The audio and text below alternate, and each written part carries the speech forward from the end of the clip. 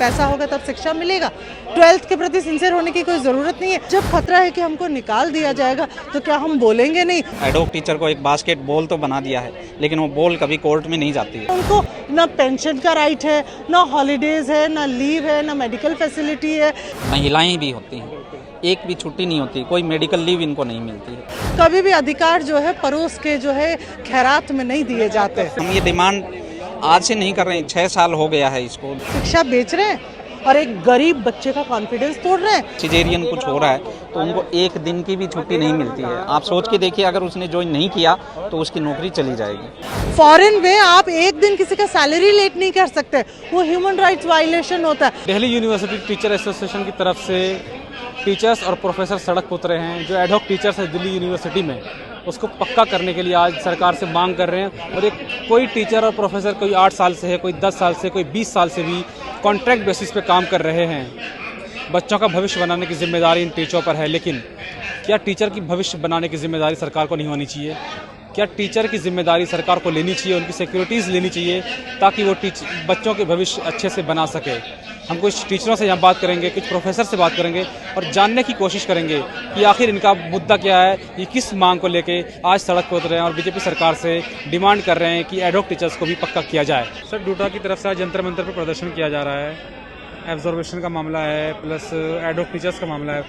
पूरा मामला हमारे दर्शक को अच्छे से समझाइए क्या है। सबसे पहले तो मैं आपका धन्यवाद करता हूं कि आप यहाँ पे आए और इतने संजीदा मामले के लिए आपने अपना टाइम निकाला। आपके चैनल को मैं धन्यवाद और शुक्रगुजार हूँ। इस बात को आप उठाने यहाँ पे पहुँचे इतनी गर्मी में। दिल्ली यूनिवर्सिटी में लगभग 5000 एडहॉक शिक्षक सालों से पढ़ा रहे हैं। बहुत से लोग हैं जो 20 साल, 21 साल, 25 साल, 15 साल, 10 साल से पढ़ा रहे हैं। उनको 4 महीने का एक अपॉइंटमेंट लेटर मिलता है, फिर एक दिन का नोशनल ब्रेक आता है, फिर रिन्यू होता है। मतलब एक तरीके से रिचार्ज कूपन है जो 4 महीने की वैलिडिटी के साथ चलता है। और ये सारा का सारा टीचर इंचार्ज पे, प्रिंसिपल पे या और कोई ज़्यादा उसमें कोई हावी होने वाला टीचर है वहाँ पे, कोई डिपार्टमेंट का है तो डिपार्टमेंट का टीचर हर साल बदलता रहता है, टीआईसी टीचर इंचार्ज, तो उनके रहमो करम पे वो चलता रहता है। तो एक तरीके से वो पढ़ा लिखा होके भी वो बिल्कुल ही निहायत ही गाय की तरह से हो गया। मुझे एक टीचर के लिए ऐसा शब्द यूज़ नहीं करना चाहिए, फिर भी मैं ऐसा कर रहा हूँ।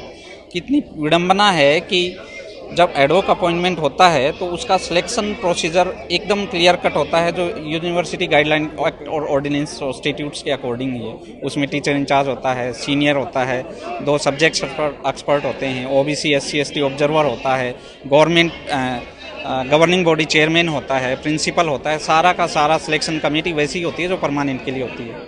जब वो हो गया है और बार बार उसका आप रिकमेंड कर रहे हैं कि इसकी सेटिस्फैक्ट्री सर्विसेज हैं इसलिए हम इसको रिन्यू कर रहे हैं, तो क्यों नहीं आप एक वन टाइम रेगुलेशन लेके, जो पहले भी 79 और 80 में दिल्ली यूनिवर्सिटी में एक टेम्परेरी ऑर्डिनेंस यूनिवर्सिटी ने बनाया था, जिसके तहत लगभग 800 एडहॉक और टेम्परेरी टीचर्स को परमानेंट कर दिया गया था।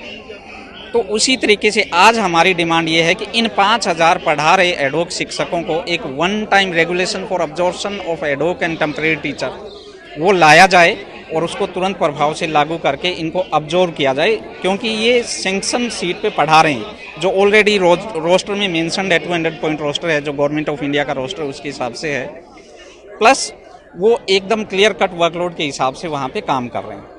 जैसे परमानेंट टीचर हैं, प्रोफेसर हैं, उनके तर्ज पे ही उनको ये भी एडहॉक टीचर्स भी सेम टाइम देते हैं, सेम स्टूडेंट्स भी पढ़ाते हैं। बिल्कुल, बल्कि उनको क्यों नहीं परमानेंट, बल्कि ज़्यादा काम करते हैं बेचारे। उनको थोड़ा डर रहता है, लोग कुछ बहुत सारे तरीके के होते हैं, उनको ज़्यादा काम दे दिया भी जाता है, वर्कलोड जनरली कुछ ज़्यादा ही हो जाता है उसका। इसके बावजूद भी ऐसा कर रहे हैं और हम ये डिमांड आज से नहीं कर रहे हैं, 6 साल हो गया है इसको। डूटा की जनरल बॉडी मीटिंग में भी इसका पास कर दिया गया था, लेकिन एक एडहॉक टीचर को एक बास्केटबॉल तो बना दिया है, लेकिन वो बॉल कभी कोर्ट में नहीं जाती है। वो कभी इधर उस पाले में चली जाती है, उस पाले में चली जाती है, लेकिन डालता कोई नहीं है। कौन राजनीति कर रहा है इसके साथ पता नहीं। 6 साल से सारा टीचर यहाँ पे डिमांड कर रहा है इस चीज़ को लेके, तो बड़ी ही दुखद चीज़ ये है। दूसरा मैं इसमें ऐड करना चाहता हूँ कि बहुत संवेदनशील चीज़ें होती हैं। हमारे साथ ये भी सामने एडहॉक टीचर ही खड़े हुए हैं जो इकोनॉमिक्स में पढ़ाते हैं ARST कॉलेज में। महिलाएं भी होती हैं, एक भी छुट्टी नहीं होती, कोई मेडिकल लीव इनको नहीं मिलती है। महिलाएं हैं, क्या उनको हक नहीं है वो शादी करें टाइम से? क्या उनको हक नहीं है कि वो संतान पैदा करें?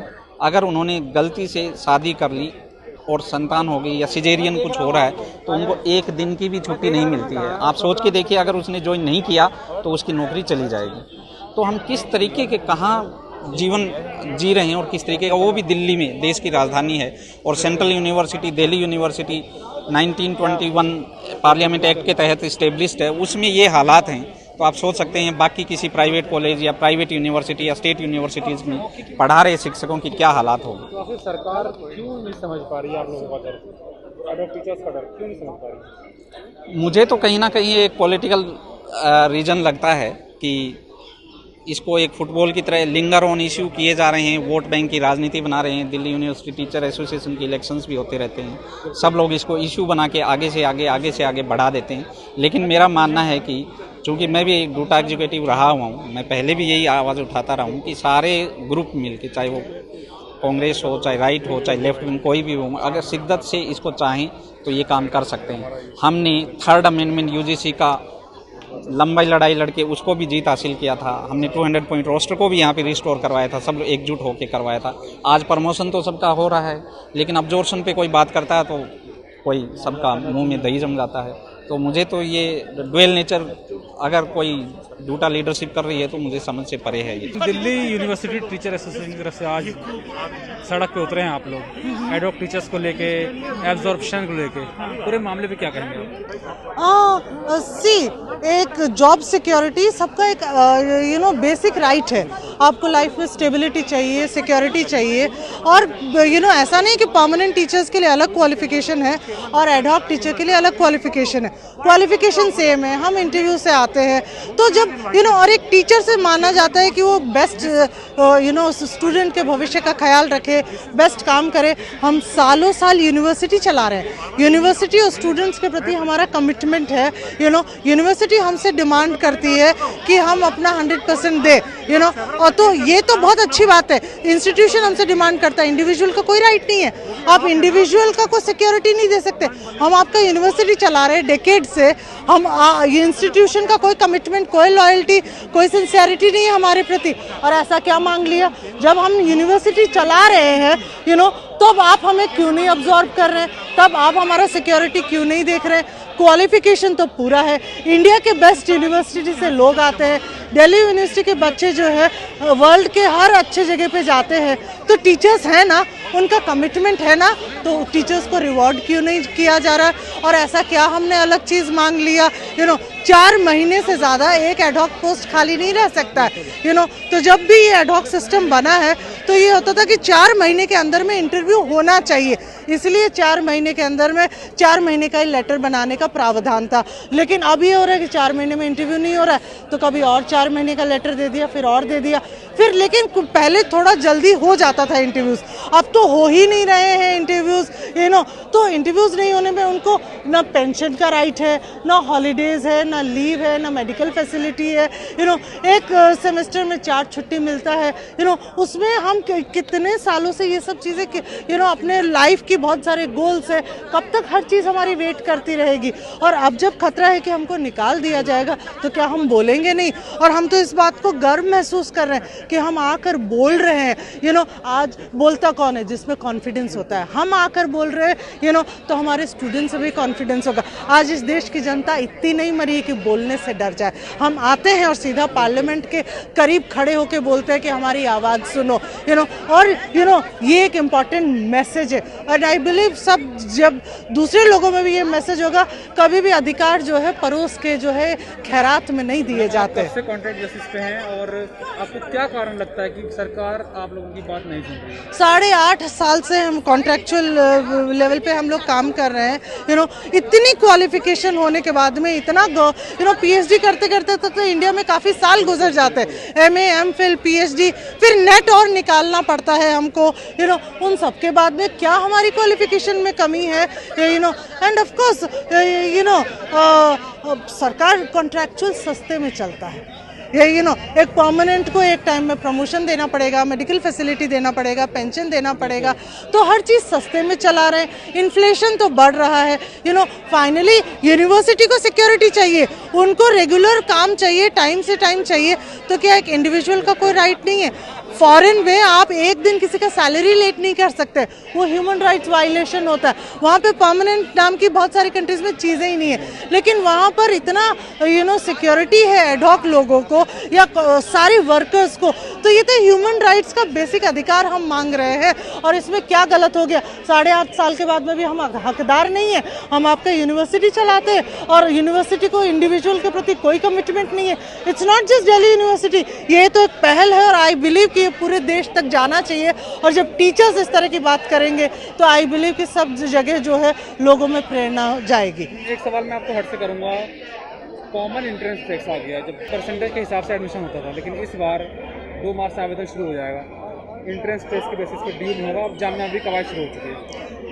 आप बोर्ड का एग्ज़ाम लेते हैं, आपको अपने बोर्ड पे कॉन्फिडेंस नहीं है क्या? आप एक्स्ट्रा एग्ज़ाम क्यों ले रहे हैं? ये उससे क्या होगा? दुकानदारी बढ़ेगा। अब आपने साफ बोल दिया ना, बोर्ड के मार्क्स का कोई वैल्यू नहीं है। आईआईटी में क्या होता है, जिसके पास पैसा होता है सिर्फ वही कोचिंग ले पाता है और वही अच्छे इंस्टीट्यूशन में एडमिशन ले सकता है। अब ह्यूमैनिटीज़ या दिल्ली यूनिवर्सिटी और दूसरी जगह में भी यही होगा।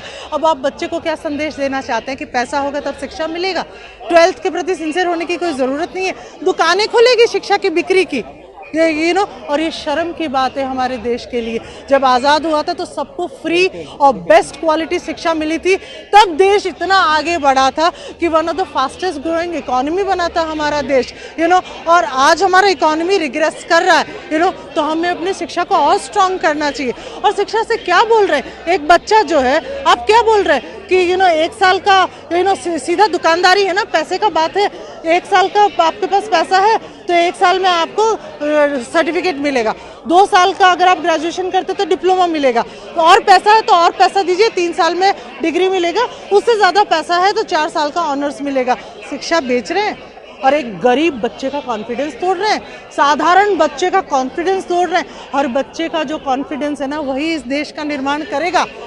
और एक बच्चे को कभी महसूस मत करवाइए कि आप कम हो। जब एक छोटा सा बच्चा जब भी होता है ना, वो पुलिस वाले को बोल देता है, वो लड़ लेता है कि कानून है तुमसे जब ऊपर है। उस बच्चे को किसने कॉन्फिडेंस दिया? कॉन्स्टिट्यूशन ने, एजुकेशन ने। एक बच्चा भी कॉन्फिडेंस से अब लड़ लेता है। वो हक कभी बच्चे से नहीं छीनना चाहिए, क्योंकि जिस दिन उस बच्चे से वो हक छीन गया, राष्ट्र निर्माण का जो है प्रोसेस जो है वो लंगड़ा हो जाएगा। तो फॉर नेशन बिल्डिंग एजुकेशन हमको हाईएस्ट क्वालिटी फ्री में देनी होगी। चाइना में यही होता है, हेल्थ एजुकेशन फ्री में मिल रहा है। केजरीवाल क्यों हर जगह पहुंच रहा है? हेल्थ और एजुकेशन, भाई उसका क्वालिटी उसने बना दिया। और एक डेवलपिंग नेशन में ये 2 चीज़ दे दी हमने, हेल्थ और education, free and best quality. उस देश को आगे बढ़ने से कोई रोक ही नहीं सकता। आप देख रहे हैं नेट्रिक न्यूज, साहस सच कहने का।